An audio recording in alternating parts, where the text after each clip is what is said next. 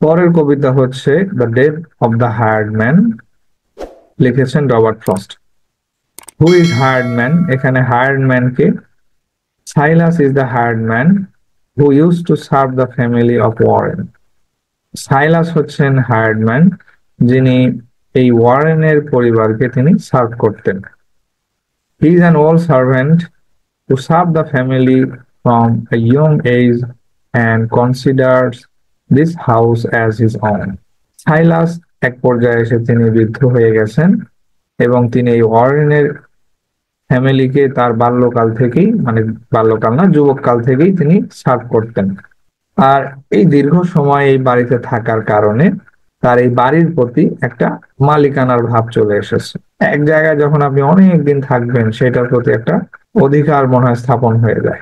Who is the name of the husband and wife? Husband and ওয়াইফের name কি, যাদের হয়ে সাইলাস কাজ করত? The names of the husband and wife are Warren and Mary respectively. হাজবেন্ডের নাম ছিল ওয়ারেন এবং ওই বাড়ির যিনি মহিলা কর্ত্রী ছিলেন তার নাম ছিল ম্যারি। এটি কোটেশন দেওয়া আছে, এটাও খুবই জনপ্রিয় একটি quotation. Home is the place where when you have to go there they have to take you in। যে বাড়ি হচ্ছে এমন একটি জায়গা, যখন তুমি যাবে তখন তোমাকে ভেতরে নিয়ে যাওয়া হবে। এটাই স্বাভাবিক। আপনি যখন কারো বাড়িতে যাবেন যে কোনো প্রয়োজনে, তখন কি বলবে? আসেন ভিতরে বসেন, তাই না? ঠিক তেমনি ভাবে এই কোটেশনটা খুবই যথাযোগ্য একটি quotation. Summary: Mary and Warren আর the husband and wife. Mary এবং ওয়ারেন হচ্ছে husband wife. And they have an old servant Silas by name. এবং তাদের একজন সার্ভেন্ট ছিল যার নাম ছিল সাইলাস। When the poem opens, যখন কবিতাটি শুরু হয়, we find that Silas come back after a long time of absence। দেখা যায় যে দীর্ঘ সময় অনুপস্থিতি থাকার পর সাইলাস এই ম্যারি এবং ওয়ারেন দম্পতির বাসায় আবার ব্যাক করেছে। Mary got him into the home. আর যখন সাইলাস বাসার সামনে আসলো, তখন ম্যারি তাকে ভিতরে নিয়ে যা বসালো। and tried to give him some comfort by offering tea beside the fire। আর সে ছিল একজন, সাইলাস ছিল একজন বৃদ্ধ বয়স্ক এবং খুব অসুস্থ, মানে তার শরীর ভঙ্গুর হয়ে গেছে।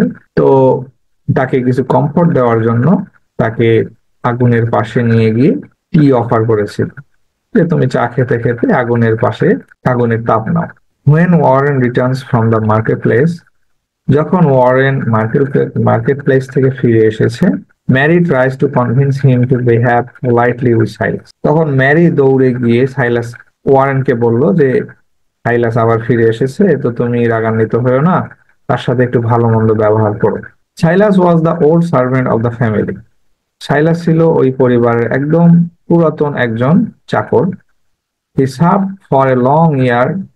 তিনি অনেক দিন যাবৎ এই পরিবারকে সেবা দিয়েছে। But in the harvesting time he left the place to get extra income from another place. কিন্তু এই যে বাড়ির মালিক ওয়ারেন, সে ছিল একজন কৃষক। তো তার এই হারভেস্টিং টাইমে, ফসল কাটার সময়ে, ফসল সংগ্রহ করার সময়ে সাইলাস তার কাছে মজুরি মানে বাড়িয়ে দিতে বলেছিল, যে আমার মজুরিটা বাড়িয়ে দাও। তো ওয়ারেন এমতো অবস্থায় ছিল না যে সেই সময় তার মজুরি বাড়িয়ে দিবে, কারণ সেও একজন ফার্মার, তার যে খুব বেশি সচ্ছল অর্থনৈতিক অবস্থা তা নয়। তো তিনি অস্বীকার করেন যে এখন আমার পক্ষে সম্ভব না। তো তখন সাইলাস ব্যথিত হয়ে এক্সট্রা ইনকাম করার জন্য, যে আমার এই ইনকামে হচ্ছে না, তখন সে ওই পরিবারকে ত্যাগ করে অন্য কোথাও চলে যায়। For that reason Warren was angry with him. আর এই কারণেই ওয়ারেন তার উপর রাগান্বিত হয়েছিল, যে আমার এমন সময়, যে ফসল কাটার সময়, এখন বেশি বেশি শ্রমিকের প্রয়োজন হয়, আর এই সময় সে আমাকে ফেলে একা চলে গেছে। তো এটা ভেবে খুবই রাগান্বিত ছিল। But Mary said that Silas was sick and he may have come here to receive his death. তখন ম্যারি ওয়ারেনকে, তার স্বামীকে, এটা বলে বলে কনভিন্স করতেছিল যে আমি সাইলাসকে দেখেছি, তার অবস্থা খুব ভালো না, সে শারীরিকভাবে খুব অসুস্থ, দুর্বল, সে হয়তো এখানে তার মৃত্যু গ্রহণ করার জন্য এসেছে। Though he had a rich brother who was a banker. Mary আরো বলতেছে তার স্বামীকে যে দেখো, এই সাইলাসের ভাই কিন্তু একজন ধনী ব্যক্তি, একজন ব্যাংকার। তো সে তার ভাইয়ের কাছে না গিয়ে আমাদের কাছে ফিরে এসেছে।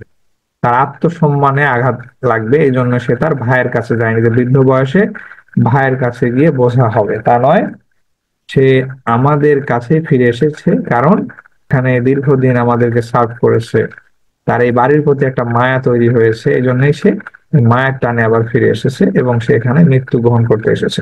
Silas did not go for a particular philosophy. আর সাইলাস এগুলো নিয়ে খুব বেশি ভাবেনি, সে সোজাসুজি এখানে চলে এসেছে, যা হয় হবে, যা মনে করে করবে, বা আমাকে যা বলে বলবে। The conception of the house is presented here in two ways. এই যে বাড়ি বা হোম, এইটার যে কনসেপশন, ধারণা, এটা দুইটি উপায়ে উপস্থাপন করা হয়েছে। তা হলো কি, living in the same house gives once the rights to his house. যে একই বাসায় যখন দীর্ঘদিন যাবত আপনি বসবাস করবেন, তখন সেই বাসার প্রতি আপনার একটা রাইটস, অধিকার তৈরি হয়। A house is a place where everyone tries to spend the best part of life. House হচ্ছে এমন একটি প্লেস যেখানে সকলেই তাদের জীবনের সেরা মুহূর্তগুলো কাটাতে চায়, সেটা হোক ম্যারেজ অর রিসিভিং ডেথ, হতে পারে সেটা বিবাহ অথবা মৃত্যু। এরপরে যখন ম্যারি ওয়ারেনকে কনভিন্স করে যে তুমি যাও, অন্তত সাইলাসের সাথে একবার দেখা করো, তার সাথে একটু ভালো করে জিজ্ঞাসা করো তুমি কেমন আছো, বা তার খোঁজ খবর নাও, তো এইটা বলে ওয়ারেনকে সাইলাসের রুমে পাঠিয়ে দিল, এবং ম্যারি ছাদে গিয়ে মানে আকাশ তারা এগুলো দেখছিল, তো হঠাৎ করে অন্ধকার হয়ে গেল। তো এইটা একটা নিদর্শন, বা এটা একটা ক্লু দেয় যে হয়তো সাইলাসের জীবনে অন্ধকার নেমে আসবে, বা হয়তো এখানেই সাইলাসের জীবন শেষ হয়ে যাবে। তো এরপরে when Warren went inside to see him, যখন ওয়ারেন সাইলাসকে দেখার জন্য রুমের ভেতরে প্রবেশ করলো, he found him dead, সে দেখলো যে সাইলাস মারা গেছে। So the philosophy of taking death is established. আর এতে করেই এই যে ডেথ গ্রহণের যে একটা ফিলোসফি, বাসায় এসে, সুইটেবল প্লেসে এসে বা হোমে এসে, এইটা স্টাবলিশড হয়ে গেল। এই হচ্ছে আমাদের কবিতা।